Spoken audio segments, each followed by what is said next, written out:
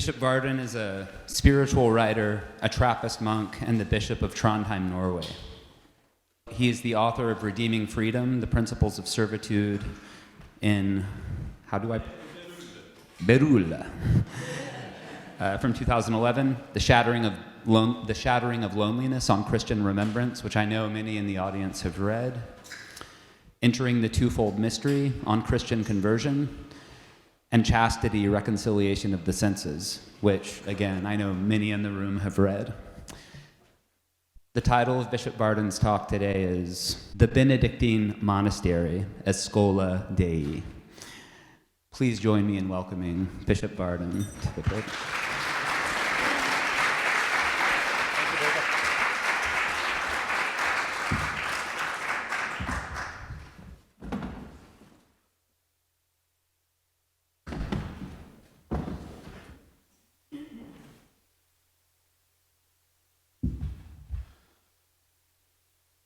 Now that I've got this subtle iPad holder worked out, I'd also just want to make sure that everyone can hear.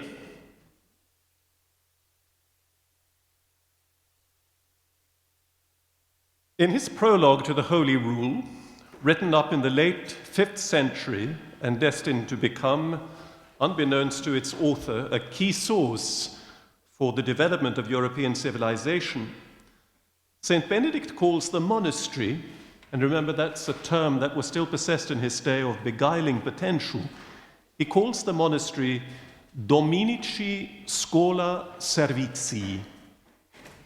This phrase is usually rendered a school of the Lord's service, conjuring up the image of a benign old monk at his blackboard, taking novices through the ABC of ascetic living. And that association isn't entirely false, but it is inadequate. For a schola in late antiquity was not an institution much like what we think of now as a school. Something of the ancient sense was kept in Italian. Visitors to Venice will know the Scuola di San Rocco or the Scuola di San Teodoro, and the Venetian scuole were lay associations that sometimes resembled trade unions, sometimes foreigners' clubs, micro-societies within the framework of the Republic, providing for their members' welfare, a social network, and professional support. Think too of Renaissance painters whose pupils produced work under their instruction, canvases that curators now attribute to the school of Michelangelo or the school of Titian. These associations help us to understand the Benedictine project on its own terms. The Schola St. Benedict speaks of is a place in which knowledge is imparted, yes, but even more essentially, it's a place of enterprise in which something new is created. And that something is a novel model of community, binding men freely together by means of a covenant of life and a clear purpose. Well, let's take note. Benedict stresses that his rule is, he says, for the strong race of Cenobites, that is, of people resolved to foster togetherness, be it at some cost to their individual preference and comfort. The word Cenobite derives from Greek. It's made up of two elements, the adjective koinos, meaning common, in the sense of shared, and bios, which means life, as in biology, discourse about living things. In the very first chapter of the Rule, St. Benedict contrasts Cenobites with three other types of monks, and it'll be useful at the outset to consider these briefly.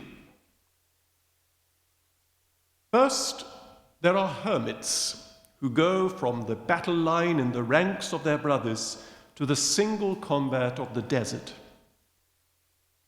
Benedict's choice of martial imagery is revealing.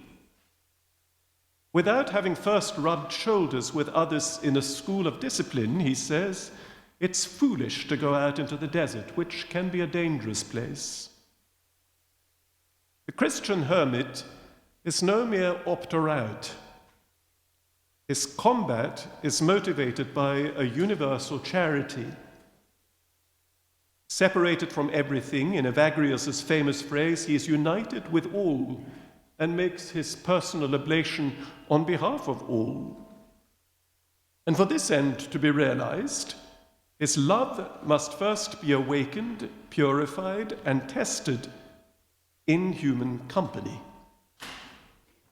For the Christian ethos is wary of abstractions. The Christian ethos calls for authentication in terms of real philanthropy. This practical, we might say, incarnate requirement sets it apart from ideologies whose end may be sublime, but whose means for arriving at this end are botched, like that of the Rusanovs in Solzhenitsyn's great novel Cancer Ward. The Rusanovs, who were devoted communists who loved the people, their great people, served the people, and were ready to give their lives for the people, but who found themselves less and less able to tolerate actual human beings, those obstinate creatures who were always resistant, always refusing to what they were told, and besides, demanding something for themselves. In brackets, Catholics may wish to replace people with church in this passage from Solzhenitsyn, then reread it in view of an examination of conscience. But that's for later.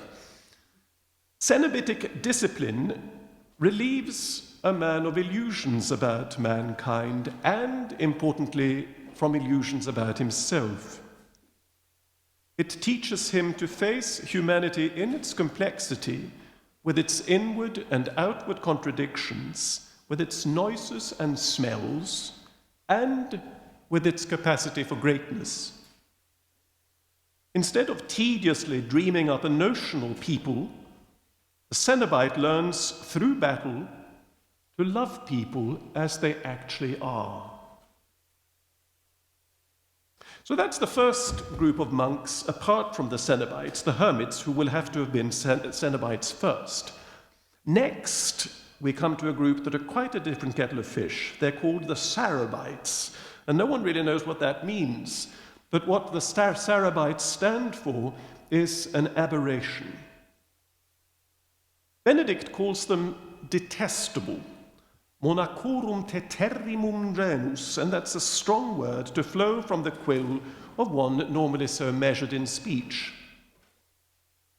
When we read how he describes the Sarabites, we're a bit embarrassed, for the Sarabites turn out to be, well, uncannily like us. Their character, says Benedict, is soft as lead. Though religious in appearance, they display by their actions that they are still loyal to the world. They huddle in small groups of like-minded folk so as not to be disturbed in their notions. Their law, listen to this, their law is what they like to do, whatever strikes their fancy. Anything they believe in and choose they call holy, and anything they dislike they consider forbidden. It's a paradigm that lets us name groups we might run into in daily life, secular or ecclesiastical, groups who pen themselves up in their own sheepfold. That temptation is real, so vigilance is called for. Finally, Benedict presents as a third category the gyrovagues. A gyrovagus is literally someone who just goes round and round and round.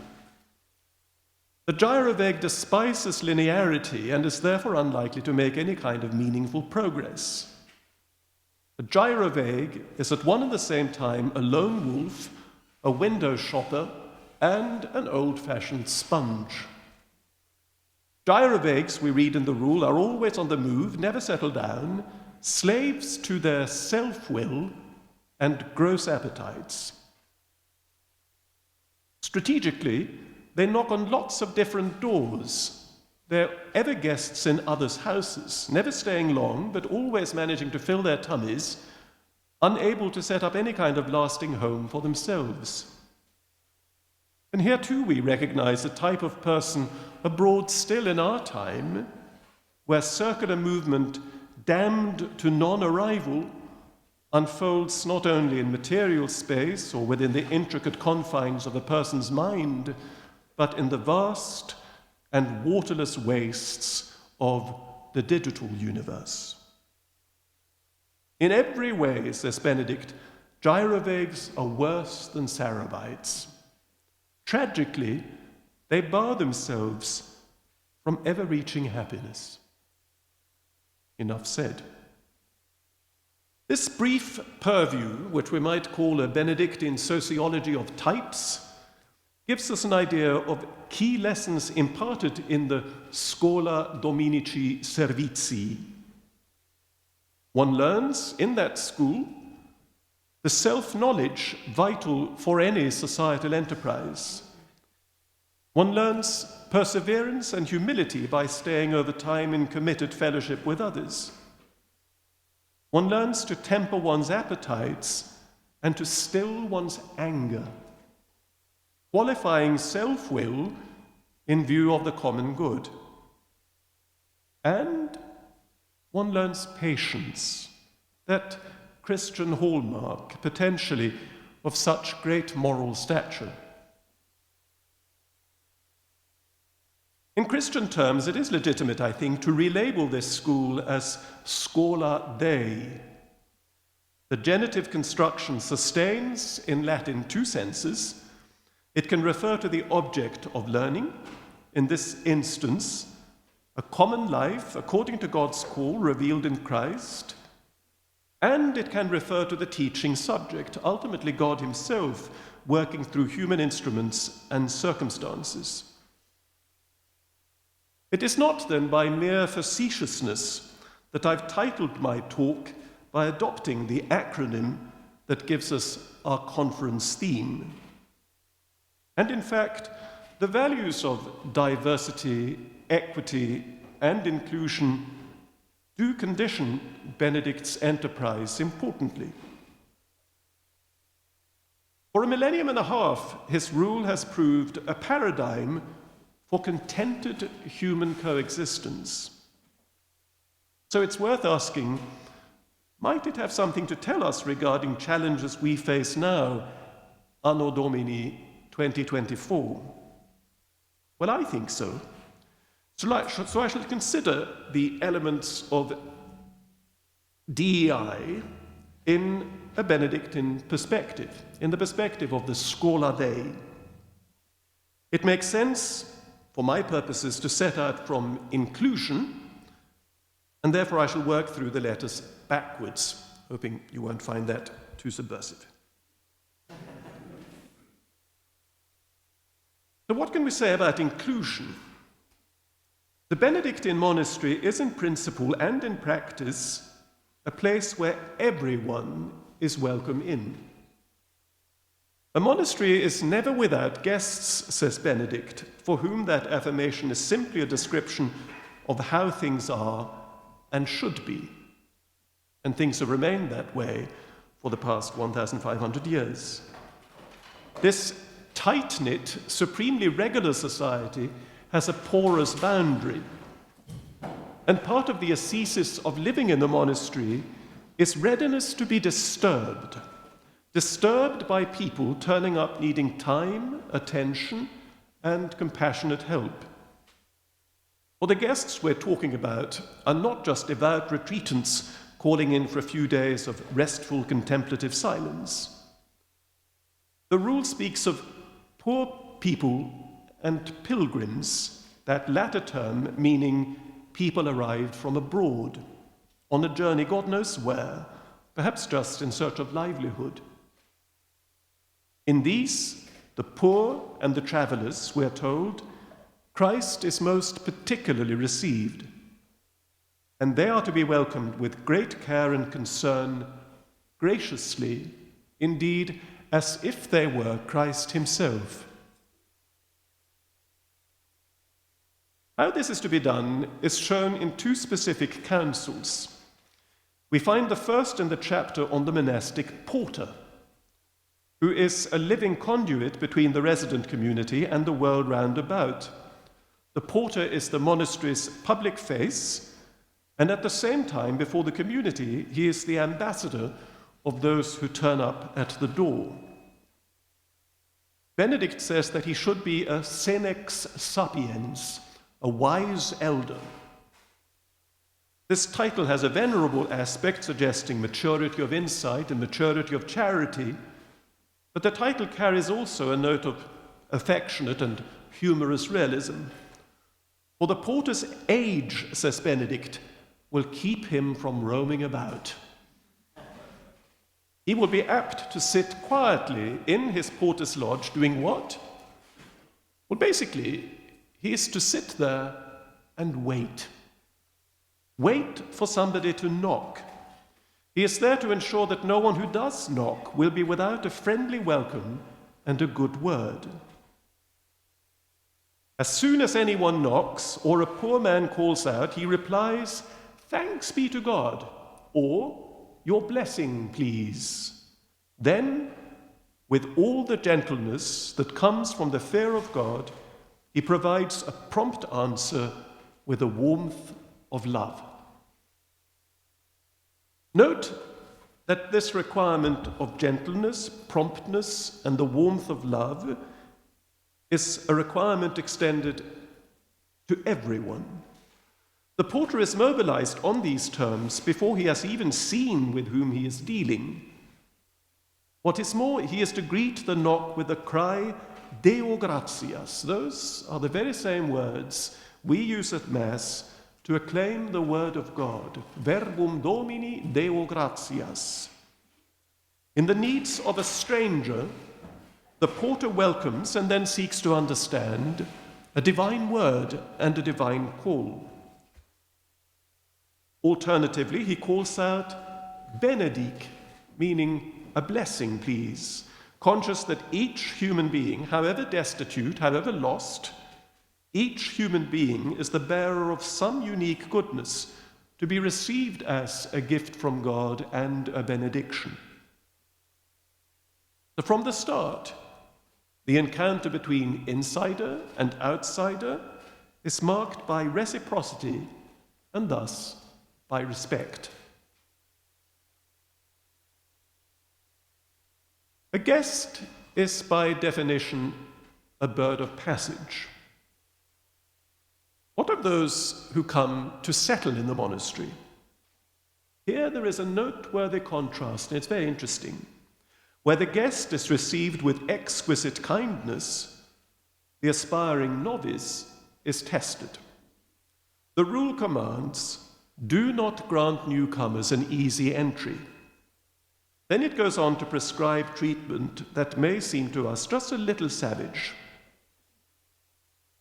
St. Benedict says, if someone comes and keeps knocking at the door, and if at the end of 4 or 5 days he has shown himself patient in bearing his harsh treatment and difficulty of entry, and has persisted in his request, then he should be allowed to enter and stay in the guest house for a few days.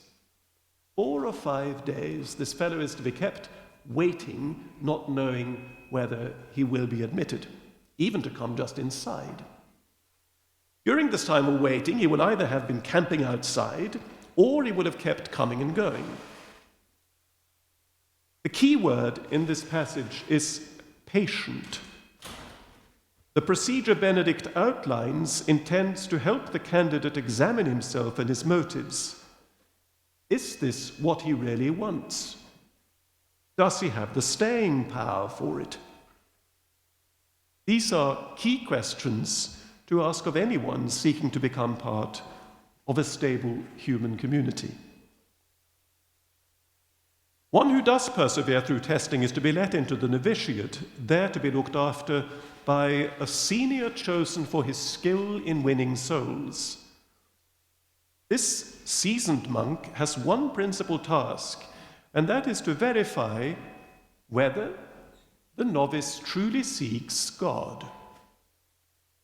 And this is really Benedict's sole criterion of vocation discernment. It has an eminently practical side. The novice must work out whether what he seeks is what the community proposes, whether his personal goals are aligned to the goals of those among whom he wishes to pitch his tent. Fruitful and peaceful coexistence presupposes a unity of vision and a readiness to get stuck in pursuit of a shared task. A newcomer is therefore for his own good relieved of illusions. Outwardly, this involves an account of the hardships and difficulties that will lead him to God. He is to be made acquainted with the monastic rule. During his novitiate, it is read through to him 3 times in entirety, if he can't read himself. And he's told 3 times, this is the law under which you're choosing to serve. If you can keep it, come in. If not, feel free to leave. And that stress on freedom is capital.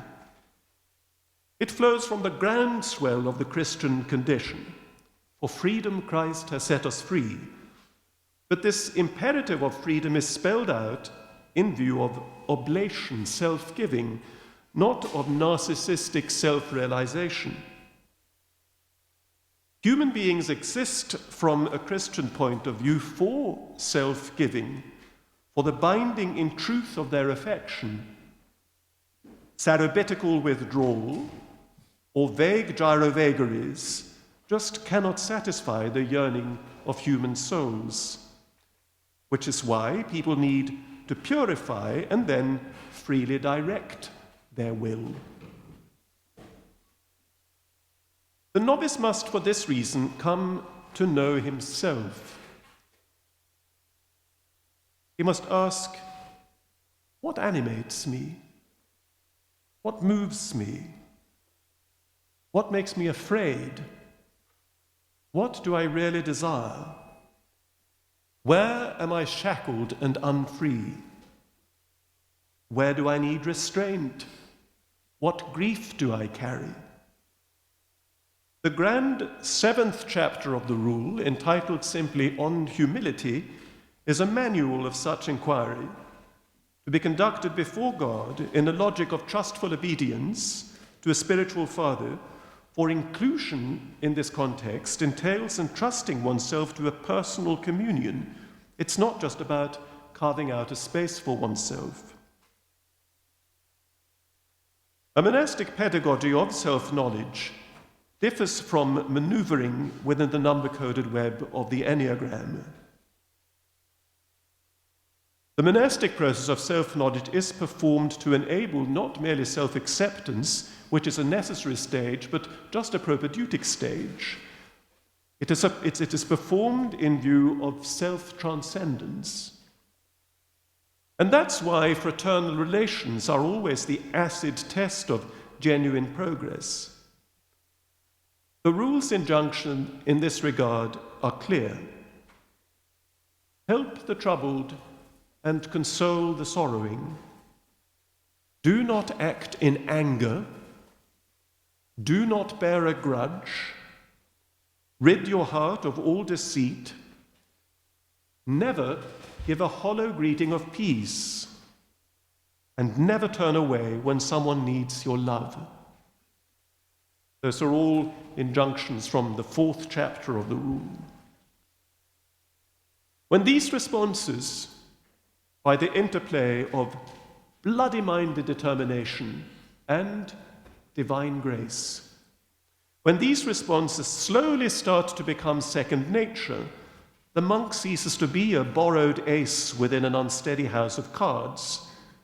He becomes instead a constituent part of a living body, transplanted into what Benedict tellingly calls the corpus monasterii, the body of the monastery, incorporated into that body as a living member. And is it not indeed the case that genuine inclusion is a matter of incorporation, requiring vital and subtle transfusions from the receiving organism and back for the thriving of the whole.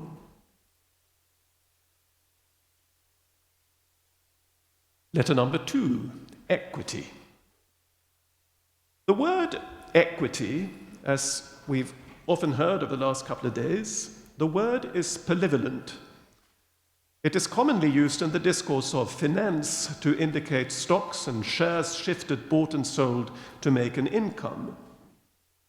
So on hearing equity spoken, we are conditioned at one deep level to ask, what's in it for me? In the context of DEI, the ethical sense of equity is to the fore naturally. Still, the economic, we might say, capitalist resonance should, I think, be borne in mind. And this concords with the definition of equity I found in a 2022 article published by McKinsey and Company, which defines equity as follows.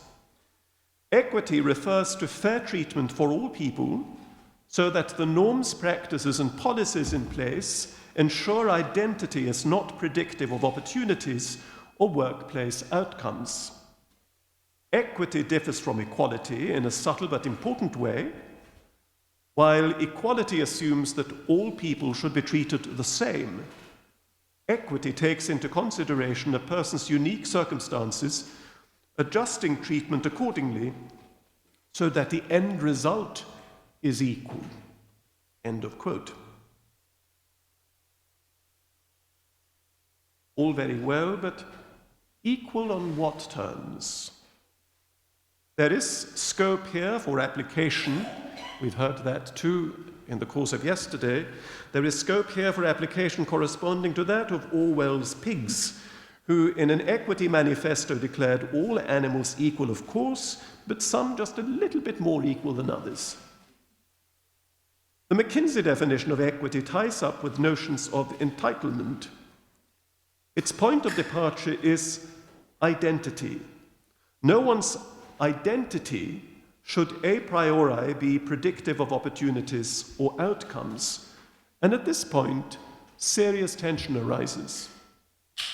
For opportunities belong in the realm of objective reference, whereas identity in the world in which we live is largely a subjective category. And as such, it is holy ground, for no one must challenge another's perceived or projected sense of self and identity. This isn't the time to go into this problem. My point is this quite simply. In today's secular speech, identity spells acquisition.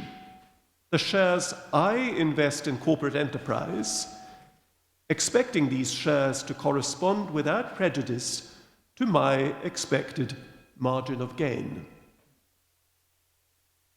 If we turn back to the monastic rule, we find ourselves engaging, as one might expect, with quite different categories.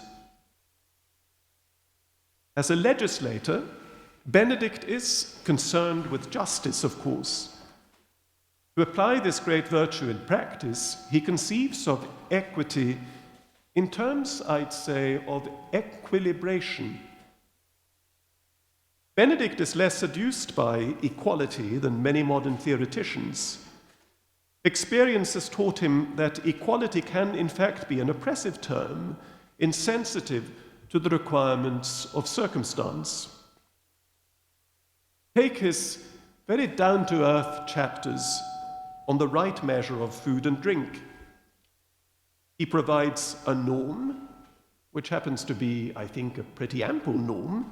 In addition to cooked dishes, a pound of bread and a half bottle of wine per monk per day, only to stress, after indicating this norm, that everyone has his own gift from God, one this, another that, so that it is with some unease that we specify the amount of food and drink for others. What is right for one is too little or too much for his neighbor. When work is heavy, says Benedict, and the weather hot, the abbot may exercise great discretion, making sure only that each receives what he needs, while taking care that overindulgence is avoided, lest a monk experience a surfeit, because that would be unbecoming. This pragmatic pastoral passage expresses the tenor of the rule in matters of equity, inasmuch as it posits as a marker of identity, first, giftedness, each has his own gift from God. Secondly, need. Each brings to the whole giftedness and needs. The incorporation of a new member enriches the body. At the same time, the frailties of each member affects the whole. The receiving of a gift calls for gratitude. Confrontation with necessity calls for mercy. And these complementary responses build up monastic society and point in concert towards a principle that defines that society. Benedict stresses repeatedly, and this is really interesting, and I think very, very significant. It's taken me years of reading the rule and expounding it to recognize just how important this is. Benedict stresses again and again that the monks must honor one another. That is the great distinguishing feature of interpersonal relations within this society. Honor. That is, they are to be respectful of each other's irreducible alterity, conscious of the mystery each embodies, discerning, striving to discern in each other, a reflection of the image, the one image in which all are uniquely made. So we have gratitude, mercy, and honor. If we're concerned about equity, these are the qualities by which it is recognized, in a Benedictine framework, that is. Gratitude, mercy, and honor. In terms of opportunities and outcomes, to come back to McKinsey, in terms of opportunities and outcomes, Benedict's focus is not on private gain. Indeed, those who enter Benedictine society forego prospects of gain forever, offering up their persons in their intellectual, moral, and physical aspects. Monks, says St. Benedict, may not have the free disposal even of their own bodies and wills because they are consecrated. Petty ambition, like that of the artisan seeking to draw distinction from his wares, there's a chapter on that. Petty ambition or secret hoarding, the tendency to stash little reserves under one's mattress, there is a chapter on that as well. Such practices compromise the monk's supernatural and civic engagement. Sliding down such slopes, he dishonors himself. For the finality of his life is transcendent, that in all things God should be glorified. That's St. Benedict's bottom line in everything, that in all things God should be glorified. And no circumstance is so banal that it cannot become an occasion of glory. This aim of glorification is pursued in a life of worship through the Opus Dei, a liturgical round of praise. It's pursued in enterprise, striving to instantiate work the way Adam first knew work, that is, as part of beatitude. For remember, it was sin that made work drudgery. At first, work is part of what it is to thrive. The aim is further pursued in shared happiness, because the yearning for good days is a vocational requirement for monks. St. Benedict makes that clear in the prologue, and he basically says, if you are somebody looking for happiness, then this is a proposal for you. If you want to be miserable, you can be miserable much more comfortably elsewhere. And further, this end of glorification is pursued in gradual delivery from that cruelest of tyrants, which St. Benedict calls voluntas propria, that is, self-will, the ensemble of my intimate addictions and obsessions, of my idées fixes, of my reasons for self-pity, patterns of thought and behavior that shut me up in myself and shut me off from others. The mortification of self-will that St. Benedict speaks of is in no way an obliteration of personhood. Benedict would protest at the idea of making of a man or woman an automaton. That which must go is my tendency to conceive of myself as the sun in a universe of extinguished stars, a temptation that, for all its patent absurdity, is surprisingly hard to eliminate. At least that's my experience. Since freedom from attachment is part of the goal a monk pursues, personal forfeiture of equity in the Mackenzian sense can be laudable in the monastery. Benedict devotes a chapter to this question too. It's called Whether All Should Receive Necessaries Equally. It's a chapter that invites a realist perspective infused with charity, concerned with legitimate needs. Then Benedict lays down, let whoever needs less thank God and not be distressed, and let whoever needs more feel humble because of his weakness, not self-important because of the kindness shown to him.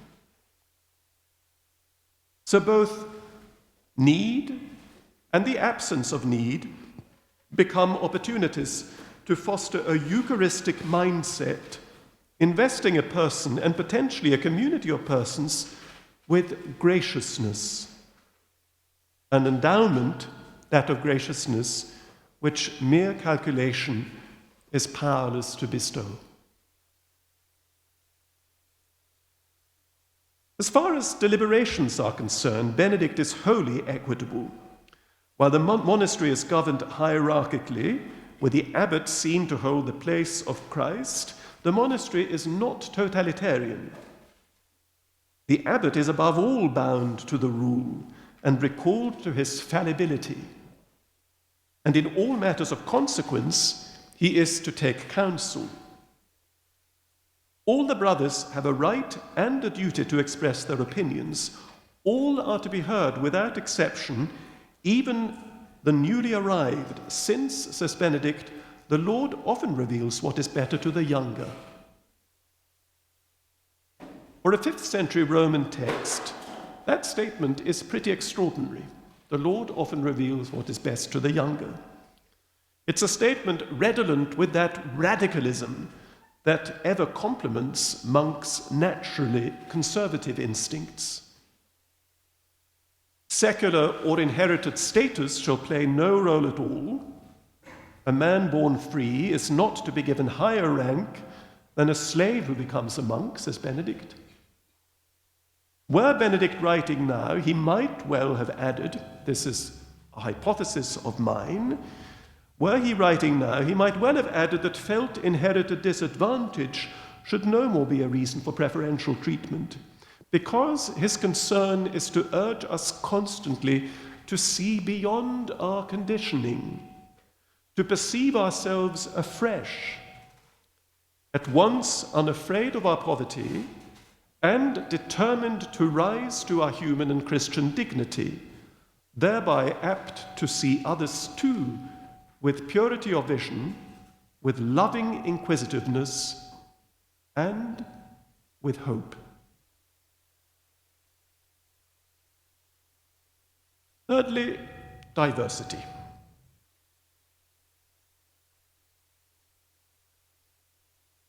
Anyone seeing a monastic community processing into church for Vespers in the evening will be struck by its uniformity. The monks all wear the same outfit, follow the same pace, replicate the same gestures, and, ideally, sing in tune. Anyone who knows a monastic community personally, meanwhile, will, I think, be struck by its often frankly improbable variety. There's something about monastic life that, when it works, liberates character. For years, I reflected on something Ingmar Bergman once said about his films. He noted that the elaboration of particularly complex material calls for great rigor of form. Monastic life provides for those called to it a formative structure which enables personhood to flourish. To consider Benedictine intellectual and artistic output over a millennium and a half is to behold immense diversity of sensibilities and temperaments. Further, monks and nuns have, particularly over the last couple of centuries, enculturated themselves into every continent, able to integrate ethnic, linguistic, and cultural diversity while maintaining a character instantly recognizable as Benedictine. You recognize the brand when you see it. There's something Terentian about monasticism. The hallowed dictum, "Nothing human is foreign to me," is reflected in the annals of monasteries. Monastic hagiography puts in relief every human variant, including, trust me, the most eccentric. Diversity is from the outset a monastic trait, so this point doesn't really need to be labored. I would like to focus instead on a few interesting safeguards envisaged in the rule to keep diversity within helpful bounds, preventing diversity, claimed diversity, from undermining the community's oneness and from descending into mere singularity. Now, singularity is a word that in monastic parlance refers to pernicious expressions of self-will, as I defined self-will above. By singular comportment, I deviate from the common rhythm and rule. I purposefully step out of the procession. I start to yield to a childish desire for attention, wanting to be seen, wanting to be in the center. I wish others to recognize my talents or my wounds. I want them to admire me or to feel sorry for me. Making of me the focus of existence, I seek affirmation and comfort, and so I withdraw to the margins of the monastery, waiting to see, isn't anyone coming to look me out? I start asking for dispensations from the common life, which comes to seem heavy and dull. Or I simply isolate myself, pleading personal need or some sort of irreducible vulnerability. I sulk as I feel overlooked, underappreciated, and unwanted. And before long, I shall almost infallibly be indulging in a vice that St. Benedict censures very strictly because he knows from experience what havoc it can wreak. That is, I shall start to murmur. Murmuring is a form of passive aggression amply instantiated in the Bible. A murmur is different from a lament, and that, going back to the discussion earlier on, is a very, very helpful distinction between murmur and lament. To lament is to call out in distress, it's to articulate pain, to let anguish out in a cry for help that may be hyperbolic and even irrational, but it's just letting the pus out of the wound. And that's an honest business, messy but honest. Murmuring, by contrast, is self-indulgent, calculating, and mostly vindictive. The murmurer shirks responsibility, blaming others for real or felt misfortune. The murmurer instrumentalizes hardship or perceived slights in order to spread discontent and undermine authority, pointing the finger at others, the way Israel did in the desert, pining for the cucumbers and leeks of Egypt, bored with the Exodus they had freely chosen to share, hissing at Moses, "You got us into this." In the setting of monastic life, Benedict flags the risk of murmuring in these particular situations, to name but a few. I've chosen these because they are, I think, timeless and representative, and we can inculturate them into our own discernment of our personal responses to think. A monk is at the risk of starting to murmur when asked for the common good to undertake a task he feels is unworthy of him, beneath him. He is apt to start murmuring when he feels somebody else receives preferential treatment he would really want for himself.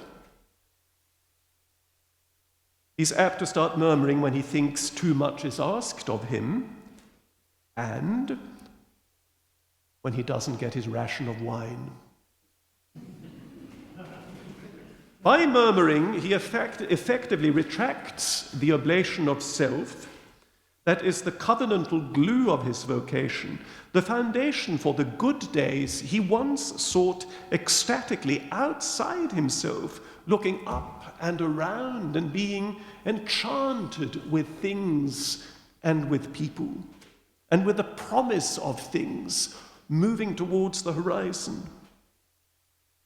Descending through murmuring, descending from the crystalline altitudes of God, he retreats into, pardon the expression, he retreats into the moist armpit of self.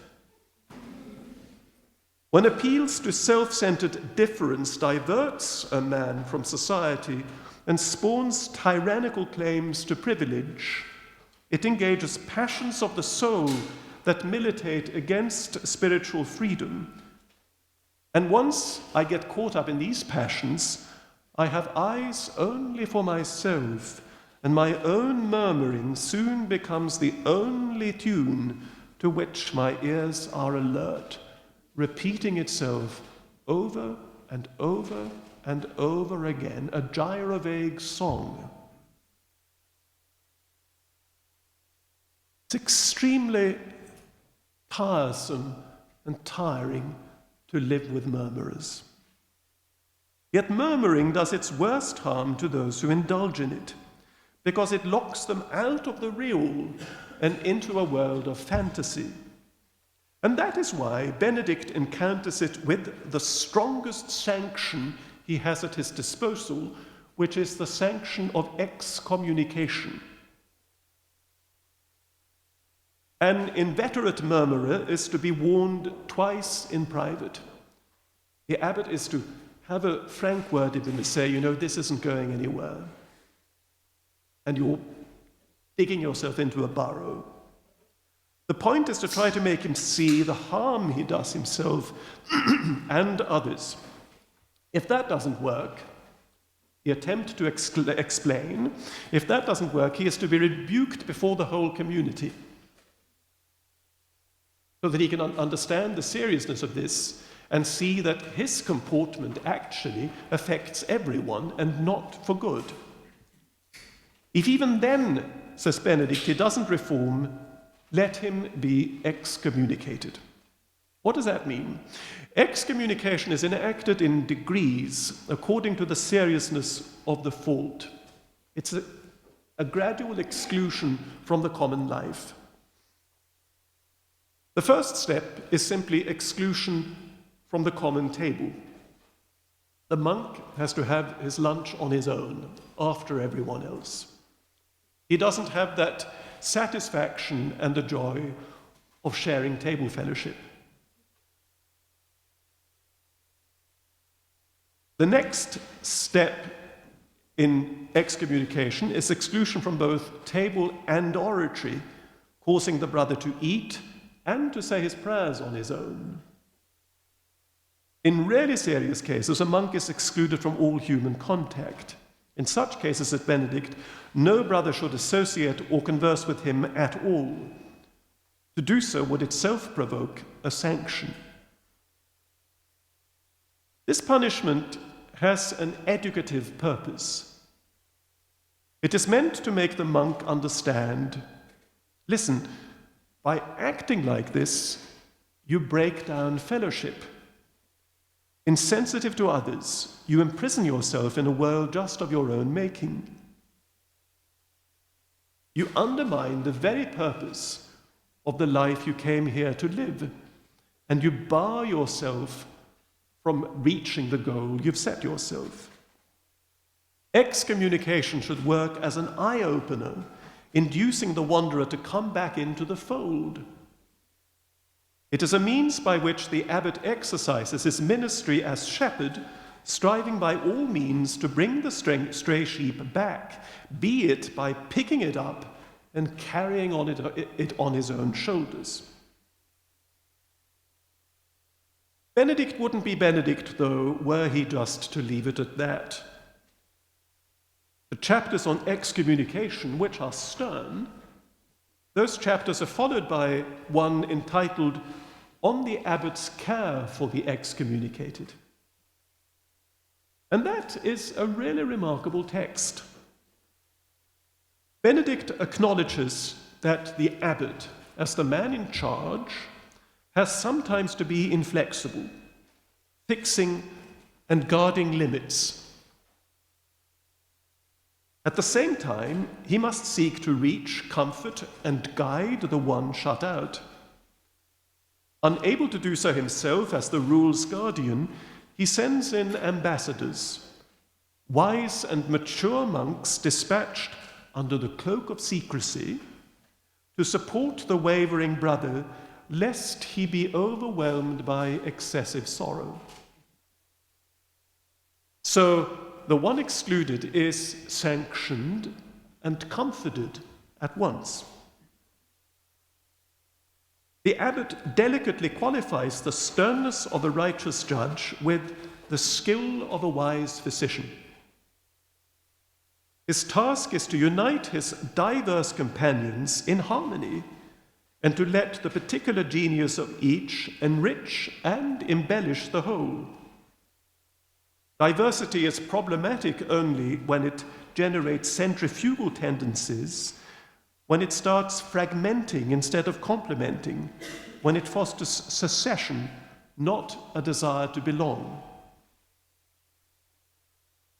To maintain the delicate balance of plurality and oneness, a corporate purpose is needed that exceeds the mere sum of constituent parts. The body, the corpus monasteri, the body of this society, must be called to rise towards transfiguration, engaged all the while in a mission to ensure the health of each member in view of integral flourishing. Where to pursue this metaphor of the body, where a toe is fixated on being just a toe, perhaps absorbed by the discomfort of an ingrown nail? Well, it deprives itself of the joy of bearing up a physiognomy in forward movement, proceeding coordinatedly along a royal road bound for home.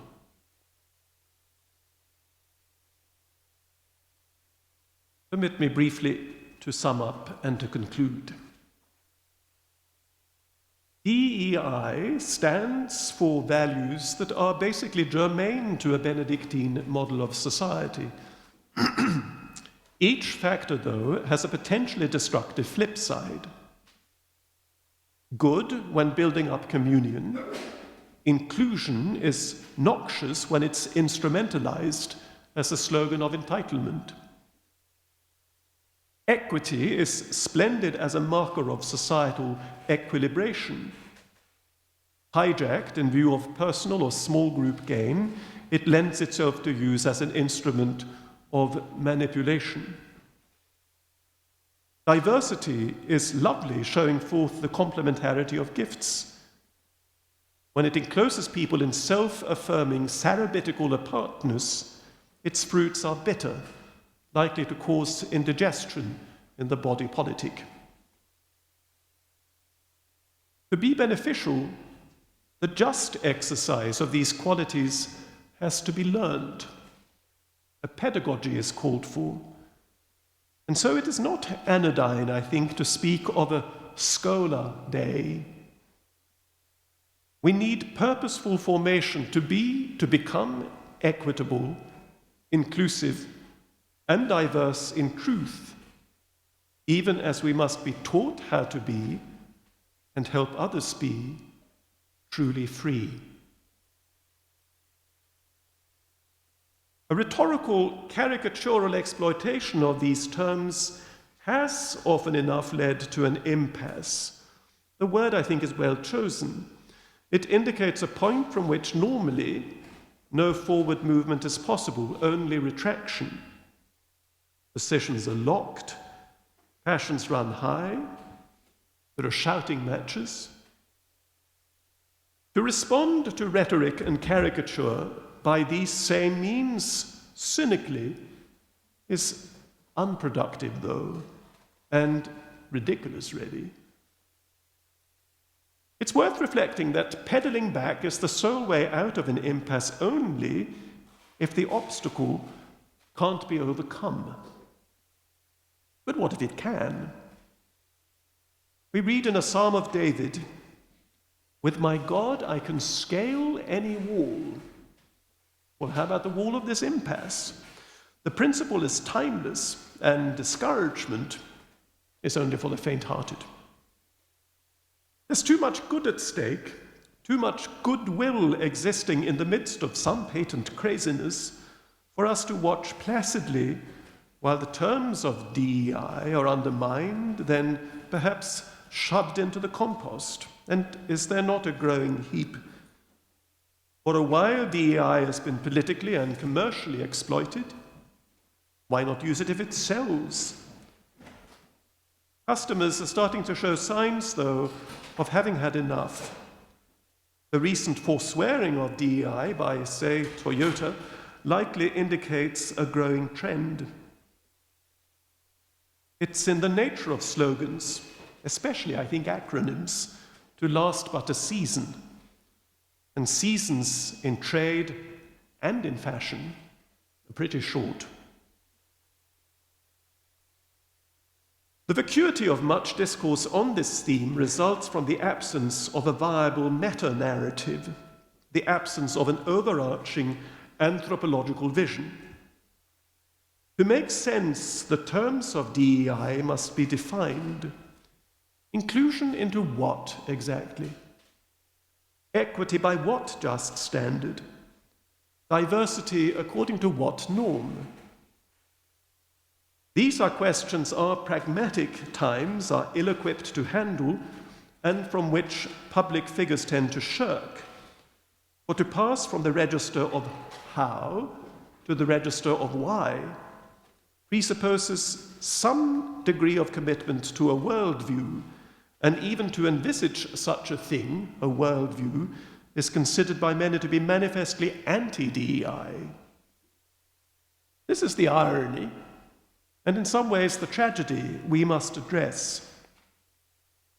The task is for all, but for Christians especially, held as they are to a vision of a new heaven and a new earth, which prospect is not reserved for the eschaton.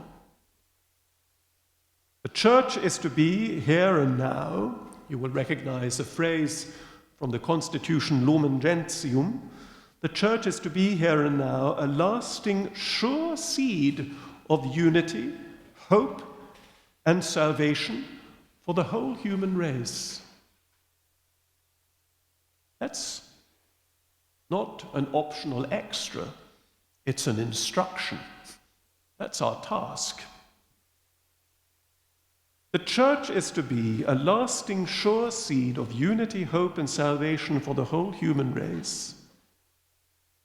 The really crucial term here seems to me to be hope. For ours are pretty hopeless times on the whole. And many of our times' ideological excesses seem to me to be scrambling attempts to recreate hope, long gone from politics. We miss hope, be it subliminally. But the trouble is, hope can't be decreed as policy. Hope must be born. For centuries, the civilizational mission of the Church has found expression in charitable enterprise, in liturgy and the arts, in intellectual endeavor. It has expressed itself too, and no less durably, in the repristination of vocabulary, enabling Christians to rescue from mythicized mists precious notions needed to speak afresh of a common and desirable human purpose. Controversies provoked by DEI show the want of such purpose in a society whose fabric is unraveling in all directions at once, and from which whole spools of thread are brusquely extracted, in which patterns of nobility and beauty no longer appear to the naked eye, and we miss those too. St. Benedict lived in a world that, in this respect, resembled ours a great deal. He lived like we can have the sense of living in a twilight world. His response was, in those extraordinary words of the psalm, to awake the dawn.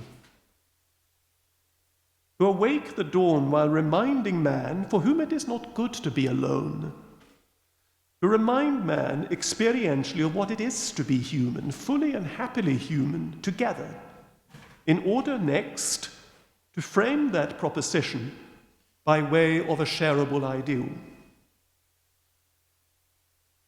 The method has worked in the past, drawing forth from different sensibilities a most gracious quality hugely appreciated in the monastic tradition, the quality of unanimitas, oneness of soul, a oneness of soul that makes heavy things light. It's worked before, who knows, might work again.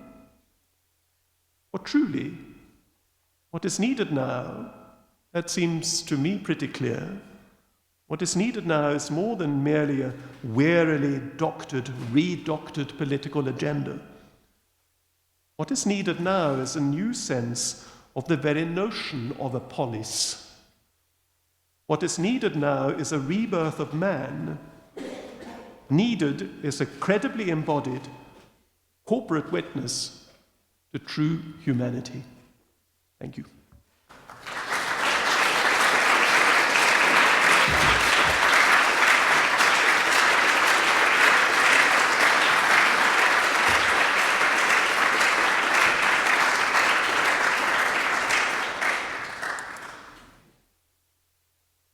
First of all, that was a truly wonderful talk, Bishop Varden, and I just wanted to touch on that last wonderful phrase of the need for a new polis. Because I'm struck by the fact that Benedict was working with communities in the dozens or hundreds at most, living together under authority. And we're now dealing with DEI, in our sense, with communities, if you want to call them that, of many millions. Governed by mass media, by relationships mediated many times over by technology and administration. And so my question is, how do we learn the lessons of St. Benedict in the 21st century with all of this going on? It is the great question, obviously. And I mean, at the risk of at the risk once again of sounding facetious, I think the best answer to that question is, well, let each turn to his left and to his right. Because I think what is at the same time so wonderful and so paralyzing now is that through these things, we carry the whole world in our pocket always, and we're conscious of everything going on at once, and we feel that everything needs to shift, and it must. But it is the Christian and the monastic experience that any durable shift will begin with something shifting in me, and then something shifting in the way I relate to others, and something about that shift in relationship spreading to the way in which those other people conduct their other relationships, and from there outward. I think there is such an extraordinary parable, which is more than a parable. I mean, it's also an historical account of Christian origins. And I think that this is such a good time to reread the history of the church in the 1st, 2nd, and 3rd centuries. When you think of this thing that became, against all the odds, a transformational model in a society which was one of the most distinguished civilizations and cultures the world has ever known, setting out from, if you look at the end of St. Matthew's Gospel, a group of 11 blokes in a shared state of corporate post-traumatic stress, being told, right, go and change the world, bring this to the end of the universe. And I think without withdrawing into pockets, that's why I think the example of the Sarabites is so important for our times, who gather themselves up in their own sheepfolds, making their own criteria. That is not the answer, to isolate ourselves, but we've got to create communities which can start just being friendships, families, but that actually communicate the experience of what a new humanity can be, and then set about the task of articulating it in order to bring it out there. There's that famous story, you know, of a journalist once asking Mother Teresa of Calcutta, Mother Teresa, what must change in the world? And this old woman looked at him and said, I must change. And you. Bishop Varden, thank you. What would you say to people who say, well, you're talking about going out and out into the world, changing go out into the world, but wait a second, Saint Benedict withdrew himself from the world and, set himself and his fellow monks inside these monasteries as sort of like a fortress amid a crumbling civilization. Isn't that what he did? And how can you then tell us to go out like that? Or is that an incorrect account of what Benedict was doing? Well, he did actually go out, but in his own particular way. Some of you, I'm sure, would have been to Subiaco, where St. Benedict began his monastic life. When he left Rome, we'd had enough of everything, and he retreated to Subiaco, which is near Aquino, actually, and down towards Naples, and settled in a valley, which is a wooded valley, in a cave, a narrow cave. You can visit that still. And he lived there, says St. Gregory the Great, in his Life of Benedict, solus secum in conspectu omnipotentis Dei. He lived alone with himself before the face of Almighty God. For quite a long time, a year perhaps a couple of years. But that was the first stage. Then he was discovered by the people around. Then he was asked to come and help a community. Then he founded his own community. Things didn't quite go the way he'd planned. He left Subiaco and then went to found Monte Cassino. And for those of you who've been there, you know that it actually is a mountain in a plain. And an extraordinary thing about being at Monte Cassino, when you go out of the church after Lauds in the morning, you come into a space which is wonderfully named Loggia del Paradiso, the Loggia of Paradise. And it's high enough up for the morning mist still to be covering the valley below, and you seem to be floating. So Benedict went from a kind of a womb-like cave onto this mountain, and that mountain became a place, it became a city on a hilltop, a place of encounter, from which then he sent out hives of monks who found other such places with these porous boundaries of hospitality I mentioned earlier on, places of reconciliation, of improbable encounters. St. Gregory speaks of the Gothic king Totila coming to the monastery and Benedict receiving him most graciously. So yes, there is a kind of a dialectic which is central to monasticism, that it is a withdrawal, but also a going out. And we see that not least in the evangelization of Central Europe, with St. Boniface and all that crowd of monks who became great missionaries, going out to preach, yes, to a certain extent, but mainly by setting up communities around which a wider community could form, because there's always that synergy between the monastic life and the people who start building houses and huts around the monastery. So I don't think it's correct, historically, or even in terms of principle, to frame the Benedictine purpose simply as a purpose of withdrawal. There is that, but there has from the beginning also been that going out. Your Excellency, thank you for a wonderful lecture. You mentioned the risk of being the Cerebites, if that's the term.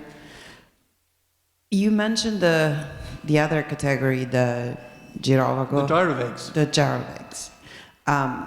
Don't you think that is the most common condition nowadays, and that a lot of people, including thinking that they're behaving as good Christians, they confuse that state with Jesus saying, I don't have a place, like, I'm sent, there's no home, there's no fixed space, I own nothing. So how can, if you agree that modern culture has, in young people, less young people have this tendency to just being without a stable base or without commitments, how can we distinguish the two? A very Christian sense of not belonging to this world, to this, yeah. No, it's an important distinction to make, because that, the example of the Son of Man who has no stone on which to lay his head is also a typology we find in early monasticism. And you had, notably in Syria, people who took that so seriously that they developed whole new typologies of human living. My favorite category there are the dendrites, who lived in trees because they didn't want to have a fixed abode on earth. And then you have the typology of the great Irish saints. In fact, the earliest canonized saint of Norway is an Irish woman, a 10th century, who set out from Ireland in a boat without a rudder, just letting Providence take her where it wished, and it took her to the west coast of Norway. So one's got to be careful with such experiments. But the difference between her, Saint Sunniva, and a Gyrovag was that she had a purpose. And the purpose was to let the wind take her where it would, and there to do something, there to see what awaited. I think that the gyrovag is recognized by his or her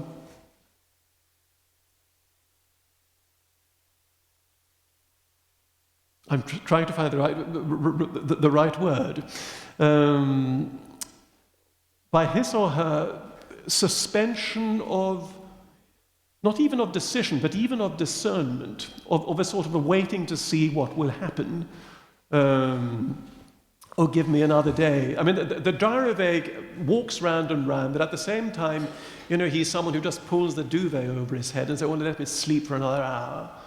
And it's the purposelessness that defines the gyrovag. And also, and that quite often comes with purposelessness, doesn't it? I mean, a joylessness and a lack of energy and a not being bothered.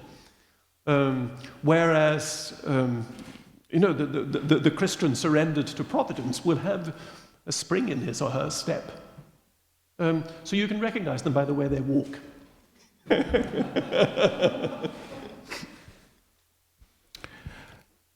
Thank you for a really brilliant and fantastic lecture. I wonder if I could ask you just talk a little bit about eschatology. About eschatology. Yep. You've described the monastery as a school and DEI as a pedagogy. In other words, they're both a kind of training, and a training has to be a training for something, and I assume they're a training for heaven. And you've elegantly distinguished between the glorious dimensions of DEI and the less glorious manifestations of it. Would you say that heaven is diverse, equitable, and inclusive?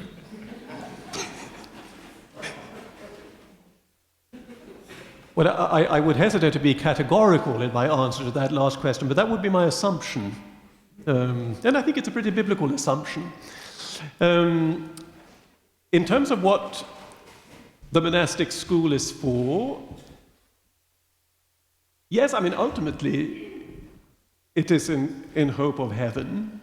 We all hope to get there. But it's also in view of flourishing. And it's in view of the realization of potential. And it's in view, this is a really, really important image at the end of the prologue, which is a treatise in its own right that can be read on its own. When Benedict uses that image, which is sort of structural to the monastic perception of reality, of the broadened heart, he says at the beginning, the road will seem narrow and it may seem heavy because we're not yet accustomed to live on these terms. But as we allow the grace of God to work in us, as we interiorize the commandments, as we give ourselves up to them, as we experience the cheerfulness that comes of pursuing this goal in common, what was heavy at first will begin to seem light. And where at first we dragged our feet, we will find ourselves moving more and more quickly until we start running, he says, our hearts enlarged. So that too is part of what the training is about. That being set free from my own limitedness, the discovery of being part of a carrying communion, the discovery of who God is and that God is here. Remember, says St. Benedict, that God sees us everywhere. To us who are conditioned by Orwellian imagery, that seems a spooky image. But it's basically saying that nowhere, unless, like Adam after the fall, you actually deliberately hide, nowhere are you away from God. He is He is there looking at you. Raise your own eyes to look at him. By living on those terms, you will begin to discover what it is to be truly human. And you will find that it's a joyful condition and a condition to be shared. That enables one also to open the door in anticipation and with great hope to whoever turns up knocking on it. So, by all means, yes, there is an eschatological ultimate purpose, but there is also very much a this worldly invitation to live by the Beatitudes and to realize their promise. Can I ask you a personal question? Well, you ask it first, and then we'll see. Were you always a believer? And if not, when did you come to terms with God? Well, I'm not going to bore you with my entire autobiography. No, I wasn't. I grew up in a fairly sort of non-committed setting, and when I was an adolescent, I very self-assuredly declared myself an agnostic and even an atheist. But I was never entirely convinced by that position. And at one point, when I was 15 years old, something sort of burst in me. It was an experience that occurred to me through music, but just an extremely clear insight that there was something within me which was greater than I, and that something was somehow a presence, needing some sort of response and deserving a response. So that set me in movement. Bishop Erik, thank you for your talk. You said that self-acceptance in the rule of St. Benedict is not its own end, but is a necessary step towards self-transcendence. And my question, both in the context of monastic life, but I think also in the context of religious zeal in general, is that I have found it can sometimes be, you can enter into a mode of religious expression in a way to hide from some aspect of yourself, to hide from some aspect of self-acceptance. And that when you do this, this may create difficulties with the monastic life or religious expression decades later. And I was wondering if you might have anything to say about that. Thank you. Thank you. No, but it is the ongoing task, and it's important to remember that it is at once and the same time a moral and a spiritual commission, that of self-knowledge. The monastic tradition, as you know very well, insists on that no spiritual growth, no real life of prayer is really possible unless first I face who I am. And I mean, mercifully, that process proceeds in stages, because, sometimes it could be a bit too much to face all of me at once. And so, obviously, what the monastic life does, by a very, very simple but an extremely effective pedagogy, by limiting stimuli from outside, by relieving you of all those little markers of identity and self-assurance, modes of what clothes you wear, where you got your coffee on your way home, how you spent your spare time, all those sort of things, they just disappear. So, which can be a very unsettling experience. You're reduced to yourself, and then you find yourself cooped up in this aquarium with other fish that can sometimes seem a little bit menacing. And you can't construct yourself apart from those. So there is the interplay of facing oneself in solitude and facing oneself in community, a committed community, that, in my experience, over time brings out pretty effectively what is there in the baggage. And then comes the question, will I dispatch this baggage, or will I choose to carry it? And I think, the great art of human living is to dispatch luggage as one travels. I don't mean this to be in any way sort of a lugubrious remark, because if anything, I think I intended to be a hopeful remark. But I often think of that when I accompany someone pastorally into death, when I sit at a deathbed. And I think to myself, when I get to this point, I'd like to have the luggage issue out of the way. That isn't when I want to be concerned about overweight. And one sees examples of that. And I think some of that lightness of step that I talked about earlier on comes with that as well, of taking on board what one is, what one has become, by conditioning, circumstance, history, relationships, things that have happened, things that have not happened, wounds sustained, gifts not received but hoped for, etc., all those things.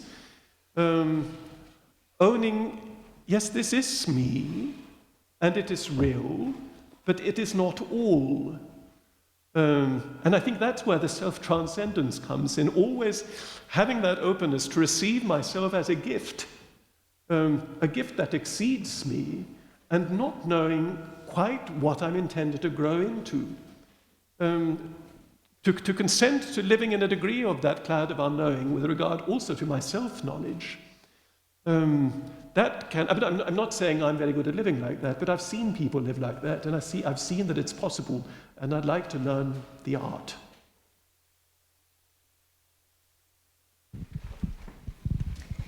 I'd like to return briefly to music, which you've mentioned in passing, and I know it's been an important part of your life in the sense that you've mentioned as part of your conversion. I've read elsewhere you were listening to a Mahler symphony specifically, and I personally heard of you 10 years ago because of music.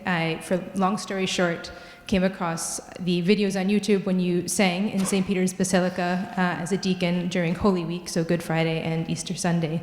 So as someone who has this high sensitivity to music, could you comment on the role that choir, that Gregorian chant, or other forms play in the monastery, and how it can both exacerbate tensions related to diversity and inclusion, but also provide a school of how to overcome those challenges?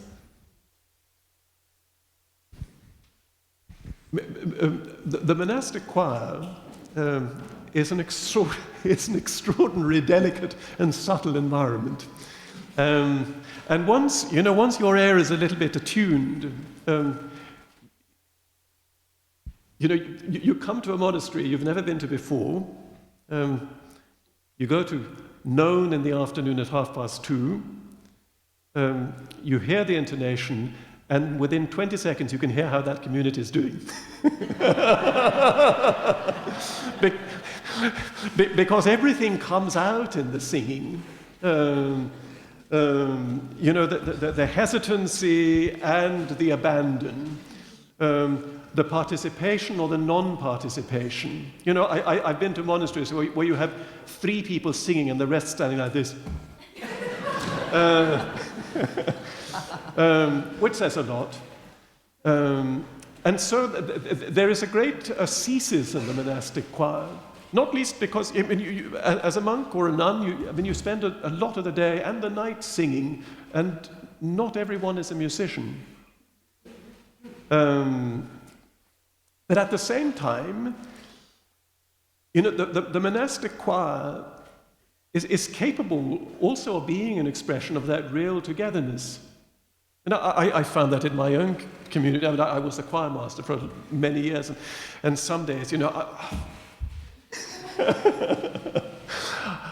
I would despair. And then suddenly, and it could be, in one of the little hours during the day, one of the humblest offices, and then suddenly, there is this melodiousness, and you think, well, thank God. And it's like an angel passing, and you can see, and it's an expression in sound that there and then these men are really one, and everyone's voice can be heard and they can sound together. So the choir is an excellent barometer.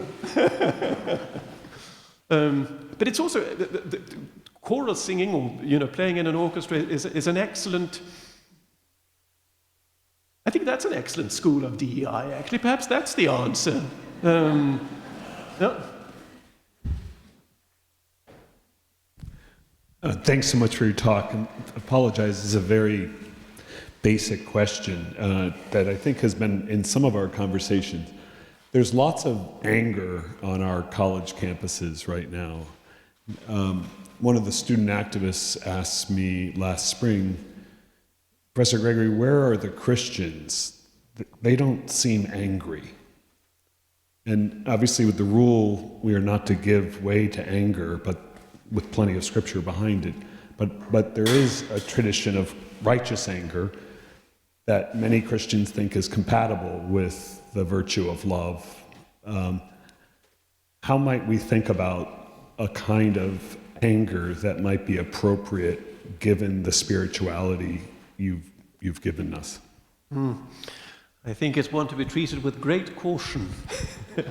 And I'm extremely skeptical of the rationalization or the idealization of anger. You have the biblical distinction between anger and wrath.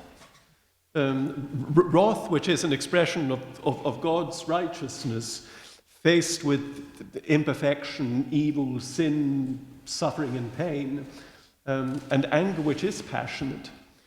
And I think the really important thing, that comes back to self-knowledge again, is to realize, pastorally speaking, I find that to be a really, really important question. Where is your unacknowledged anger? Because it is my experience that most of us carry little pockets of anger here and there, and quite often they're lodged in our bodies. I have a friend who's an opera singer and who taught at the Royal College for a long time, and he told me an interesting thing, because he said when he teaches singing, he finds that singers' voices are quite often conditioned by a tightness in the chin. So he will often say to his students, just loosen up that chin a little bit. And he told me once, you just will not believe the amount of anger that lives in the chins of people. Because once that comes loose, and once the voice comes out, all the anger comes out with it, directed at the singing teacher. So that's the thing about unacknowledged anger. And we heard excellent definitions of anger earlier on. Anger originating more often than not in hurt. Hurt being humiliating, because it shows me I'm vulnerable, something none of us wants to be, not in public anyway. And so I dissimulate humiliation, I dissimulate hurt, I dissimulate anger, but it's there. And when it's there unacknowledged, it comes out in all sorts of different ways. And that's where I think also these public manifestations of anger now are significant, and they need to be read properly. And the really crucial question to ask is, what is this really about? Thank you for a beautiful lecture. I'm wondering about the Benedictine novice in this vision, that in particular the novice who's just not hacking it. And so the novice who the community discerns shouldn't continue in the community.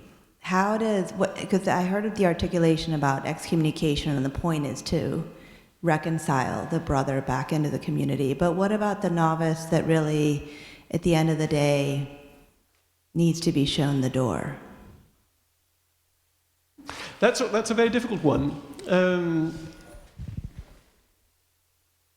And it's one to be negotiated with an enormous amount of tact and charity. And it's particularly difficult if the novice doesn't really see what else he might do. That can be very painful. So, but that's precisely why, and it's interesting, because in canon law there have been new regulations of the last few years that are, I think sometimes tend to be a bit overcautious and a bit excessive, but they've extended the period of training and formation in articulating it into lots of preliminary stages to make sure that as far as possible one doesn't find oneself in that predicament, that you can see at an early enough stage whether someone simply has the physical strength, the psychological strength and the balance to sustain this way of life. But another basic, I find in some ways the clearest criterion is simply whether somebody is happy or not. Because I've never found it to work. I've encountered this many times of people having this gritted conviction that this is for me, and I know that this is God's will, and yet they're patently miserable. And I think part of that process is about just persuading people gently that God actually wants you to thrive. Because I think we can so easily take it for granted that the will of God for me has got to be painful. It can have its painful moments, its painful aspects, but basically, God's purpose is a purpose of flourishing and of fecundity. I'm sorry to have to bring this to a close, but we have to end. Please join me in thanking Bishop Varden.